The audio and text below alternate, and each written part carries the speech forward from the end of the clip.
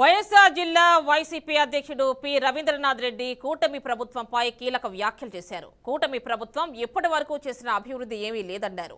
విద్యారంగాన్ని అధఃపాతాళానికి తొక్కేసిన చంద్రబాబు ఇప్పుడు గొప్పలు చెప్పుకుంటున్నాడని ఆరోపించారు. నారాయణ చైతన్య విద్యా సంస్థల కోసం చంద్రబాబు ప్రభుత్వ విద్యారంగాన్ని నాశనం చేశాడని విమర్శించారు. మాజీ సీఎం జగన్ విద్యారంగంలో అనేక మార్పులు తీసుకొచ్చారని తెలిపారు. ప్రభుత్వ స్కూళ్లను కార్పొరేట్ స్కూళ్లకు ధీటుగా తయారు చేశారన్నారు. పేరెంట్స్ మీటింగ్ పెట్టడానికి సీఎం చంద్రబాబు డిప్యూటీ పవన్ కు కనీస అర్హత లేదని ఆయన మండిపడ్డారు. పేరెంట్స్ లోపలికి తీసుకోలేదు అన్నమాట. అది కూడా ఎంపిక చేసిన స్టూడెంట్స్ మాత్రమే తీసుకున్న పరిస్థితి అన్నమాట.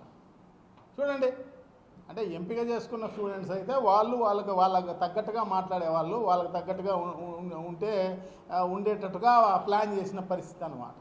అది కూడా పోలీస్ బందోబస్తు ముమ్మరంగా పెట్టుకొని చేసిన పరిస్థితి అన్నమాట, అన్ని రకాలుగా. సో ఈ రకంగా చేసి, ఈ రకంగా నిర్వీర్యం చేసి, అదే కాకుండా జగన్మోహన్ రెడ్డి గారు గోరుముద్ద అని చెప్పేసి మధ్యాహ్న భోజనాన్ని నిజంగా కూడా మెను ప్రతిరోజు ఒక పౌష్టికాహారానికి సంబంధించిన అన్ని రకాలైనవి వాళ్ళకు కల్పించాలి అన్నదే జగన్మోహన్ రెడ్డి గారి ఉద్దేశం అన్నమాట. మరి ఎక్కడ 40 నిమిషాల సేపు మరి డిప్యూటీ ముఖ్యమంత్రి గారు మరి పవన్ కళ్యాణ్ గారు మాట్లాడారు. నేను చూస్తున్నా 40 నిమిషాలు కూడా చూశాను. పేరెంట్స్ మీట్ అని చెప్పేసి ఈ ఊర్లో పవన్ కళ్యాణ్ గారు పాల్గొన్నారన్నమాట, ఈ మున్సిపల్ మెయిన్ స్కూల్లో.